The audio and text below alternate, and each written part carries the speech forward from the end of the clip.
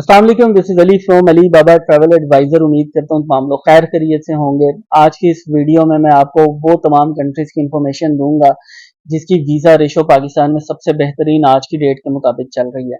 बहुत सारी ऐसी कंट्रीज हैं जिनके बारे में काफ़ी सारे लोगों ने मुझसे सवाल भी किए थे कि उनकी रेशो कैसी चल रही है, अच्छी है, बुरी है, वीज़ा अप्लाई करना चाहिए, नहीं करना चाहिए।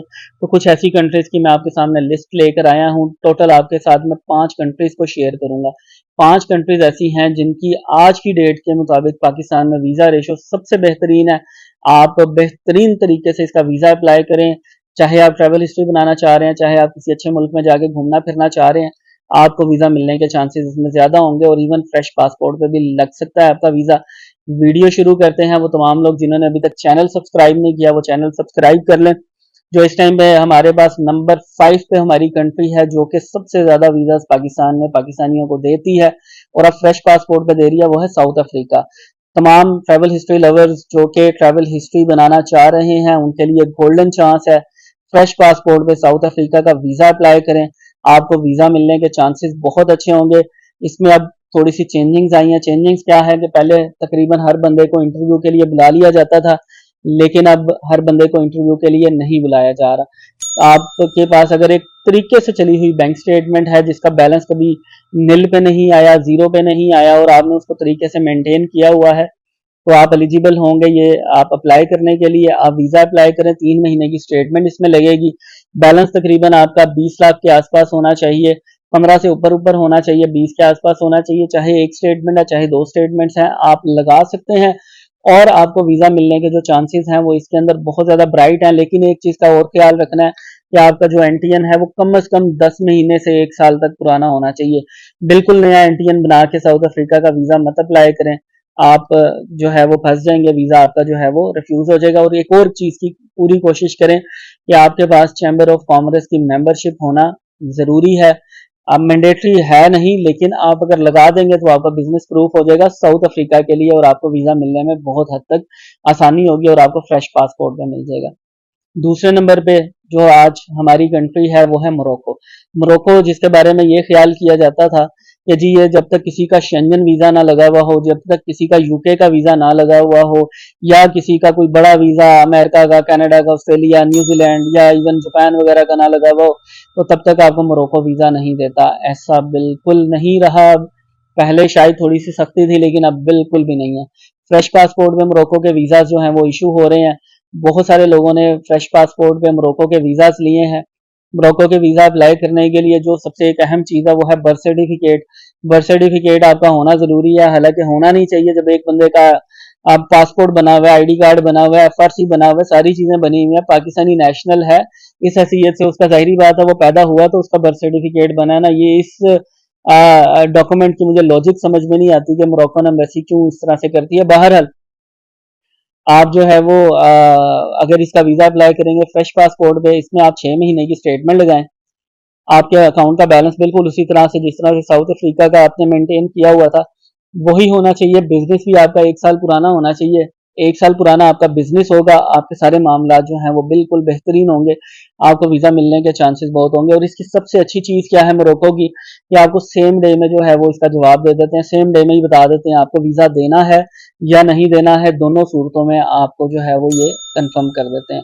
इसलिए ट्रैवल हिस्ट्री लवर्स जो हैं वो मोरक्को का वीज़ा पहले साउथ अफ्रीका का लगवाएं, फिर मोरक्को का वीज़ा लगवाएं। आपको मोरक्को का जो है वो वीज़ा मिलने में बहुत आसानी होगी, आपका वीज़ा जो है वो मिल जाएगा। नंबर 3 पे इस टाइम पे वो वाला कंट्री है जिसके वीज़ा पाकिस्तान में बहुत ज़्यादा अप्लाई होते हैं और कोशिश करते हैं लोग कि उसकी अपॉइंटमेंट मिल जाए, वो है फ्रांस। फ्रांस की अगेन वीज़ा रेशो जो फैमिली की है वो बहुत अच्छी चल रही है, सबसे बेहतरीन वीज़ा रेशो चल रही है फ्रांस की। और फ्रांस के साथ साथ जो है वो मैं इसी में ही ऐड कर दूंगा स्पेन। ये दोनों कंट्रीज इस टाइम पे टॉप पे चल रहे हैं, हमारी लिस्ट में नंबर 3 पे है ये। नंबर 3 पे इन दोनों कंट्रीज को कंसीडर करें, या टाई अप हुआ हुआ है दोनों में कि किसने वीज़ा ज़्यादा देने हैं, फ्रांस ने देने हैं या स्पेन ने देने हैं। बहरहाल सिंगल पर्सन जो है वो स्पेन की तरफ जाएं और मैरिड या फैमिली वाले जो हैं वो फ्रांस की तरफ जाएं, आप लोगों को वीज़ा मिलने में आसानी होगी। सिर्फ आजकल अपॉइंटमेंट्स का जो है वो एक बड़ा संगीन मसला चल रहा है कि अपॉइंटमेंट्स ना तो स्पेन की इतनी आसानी से मिलती हैं ना ही फ्रांस की आसानी से मिलती हैं। बहरहाल किसी ना किसी तरीके से लोग मैनेज कर लेते हैं, लोग पेड अपॉइंटमेंट्स जो हैं वो परचेज कर लेते हैं। लोगों को जो है वो जहाँ से जितने की भी मिलती है वो परचेज कर लेते हैं। लोगों की वजह से जो है वो इसका रेट इतना ज़्यादा है कि अगर वो लोग इस चीज़ के ऊपर डट जाएं, खड़े हो जाएं बीएलएस के सामने, एम्बेसी के सामने कि हमने तो अपॉइंटमेंट तरीके से लेनी है और हम जेन्युइन एप्लीकेंट्स हैं तो हमें किसी अच्छे तरीके से अपॉइंटमेंट दें, ना कि हमें परचेज करनी पड़े। लेकिन बहरहाल पाकिस्तान में इस माफिया अपॉइंटमेंट माफिया से सारा कुछ जो है वो परचेज करना पड़ता है, खरीदना पड़ता है। तो इस चीज़ के ऊपर आपको देखना पड़ेगा। आप कोशिश करें अपनी अपने हिस्से की ईमेल स्पेन एम्बेसी को भी और फ्रांस एम्बेसी को भी, दोनों को कर दें। नंबर 2 इस टाइम पे जो कंट्री है जो पाकिस्तान में सबसे ज़्यादा वीज़ा दे रही है वो है यूके। यूके ने इस टाइम पे बहार लगाई हुई है वीज़ों की, और मैं बड़ा प्राउडली ये बात कर सकता हूँ, बड़े फ़ख्र से ये बात कर सकता हूँ कि मैंने आज जब ये नया ऑफिस सेटअप किया है उसके बाद हमारे यूके के आज की डेट के मुताबिक तकरीबन 43 वीज़ाज इशू हुए हैं, और सिर्फ with in a span of 2 months हमारे 43 वीज़ाज इशू हुए हैं, और हमारे आउट ऑफ 43 वीज़ाज इशू हुए हैं। और ये एक बड़ी बेहतरीन रेशो है। इतनी अच्छी रेशो हमने कभी भी यूके की नहीं देखी थी, लेकिन हमने अब आके इसकी रेशो इतनी अच्छी देखी है कि इतने ज़्यादा वीज़ा जो हैं वो लोगों के इशू हैं, और एक के बाद एक वीज़ा, एक के बाद एक वीज़ा। डेली जब मैं सुबह उठता था तो मुझे किसी ना किसी का मैसेज आता था, हमने पासपोर्ट कलेक्ट किया है तो हमारा वीज़ा लगा हुआ है। और ईमेल्स आई भी होती थी लोगों को, रेफ्यूज़ल लेटर से बच जाते थे जिनको ईमेल पे रेफ्यूज़ल लेटर आता था। बहरहाल जो यूके है वो बड़ा अच्छा चल रहा है। सबसे अहम चीज़ क्या है, अपॉइंटमेंट भी मिल जाती है। बहुत अच्छा किया हुआ है कि इन्होंने अब जो पैसे हैं वो ऑनलाइन रखे हुए हैं और अपॉइंटमेंट जो है वो इस तरीके से दे रहे हैं। शेंजन को भी चाहिए कि वो यही तरीका कार कर दें, ऑनलाइन अब पैसे भी ले लिया करें एप्लीकेशन फिलिंग के साथ, और साथ में जो है वो अपॉइंटमेंट भी दे दिया करें, तो यूके की अपॉइंटमेंट भी मिल जाती है। दूसरी चीज़, इसका 20 दिन में जवाब भी आ जाता है। आप लोगों को इसके अंदर परेशान होने की ज़रूरत भी नहीं पड़ती है। बड़ा ईजी, बड़ा स्मूथ प्रोसेस है इसका। और मुझे आज की डेट के मुताबिक अगर कोई मुझसे पूछे कि आपको किस कंट्री का वीज़ा अप्लाई करने में सबसे खुशी होती है, तो मुझे आज की डेट के मुताबिक यूके की वीज़ाज अप्लाई करवाने में, करने में और उसके ऊपर वर्किंग करने में मुझे बड़ा अच्छा लगता है। जब लोगों की मैं फाइनेंशियल्स निकाल रहा होता हूँ, उनकी चीज़ें चेक कर रहा होता हूँ, उनके जो एक्सपेंडिचर्स आ रहे हैं, इनकम आ रही है, उनका जो खर्चा वहाँ जाके होना है, उसके बारे में जो सारी इन्फॉर्मेशन निकाल रहा होता हूँ, मेरा इस चीज़ के अंदर बहुत ज़्यादा इंटरेस्ट है। और मैं इस इंटरेस्ट की वजह से जो है वो यूके के केसेस ज़्यादा से ज़्यादा करना चाहता हूँ, और अल्हम्दुलिल्लाह इसकी वजह से हमारी रेशो बड़ी अच्छी है कि हम इन फाइनेंशियल्स को बड़े अच्छे तरीके से देखते हैं। आखिरी पे जो नंबर 1 कंट्री है जिसके वीज़ाज पाकिस्तान में जितने अप्लाई हो रहे हैं उस उतने ही तकरीबन लग भी रहे हैं हमारे खास तौर पे, और इसके अंदर हमारी रेशो सबसे बेहतरीन जा रही है पूरे पाकिस्तान में, वो है जापान। हम मुझे पता है जापान के अपॉइंटमेंट्स की वजह से काफ़ी सारे लोगों ने मुझे मैसेजेस किए हैं। लोग काफ़ी टाइम से वेट भी कर रहे हैं, और हमारी भी पूरी कोशिश है हम उनकी अपॉइंटमेंट्स को अच्छे तरीके से अरेंज करके दें। लेकिन जापान की वीज़ा रेशो जो है वो बहुत अच्छी चल रही है।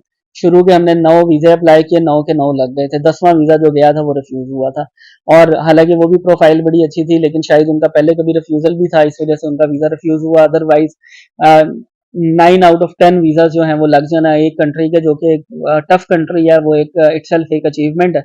तो इस चीज़ के ऊपर जो है वो हमारी काफ़ी अच्छी जो है वो सर्विसेज चलती रही हैं, और आगे भी इंशाल्लाह कंटिन्यू करेंगे।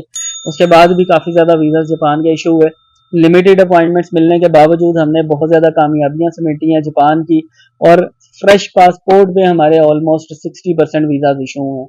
जिन लोगों ने शुरू में ही किसी अच्छी बड़ी कंट्री में जाना होता था, वो लोग जापान का वीज़ा मेरे से अप्लाई करवाते थे और उनका वीज़ा लग जाता था, और अब भी यही हो रहा है कि लोगों को जो है जापान का वीज़ा बड़ा इजीली मिल रहा है। आखिर में जो है वो आपको मैं ये बताना चाहूँगा, हमारा ऑफिस चूँकि चेंज हुआ हुआ है, अगर अभी भी किसी को नहीं पता, सदीक ट्रेड सेंटर गुलबर्ग में मेज़नीन फ्लोर पे ऑफिस नंबर 1 है, अली बाबा ट्रैवल एडवाइज़र के नाम से, और हमारा नंबर है 0309 6611 955। इसके ऊपर आप लोग राब्ता कर सकते हैं, जब मर्जी आना हो आप आ सकते हैं। आप लोगों का बहुत बहुत शुक्रिया। अगली वीडियो तक के लिए खुदा हाफिज़।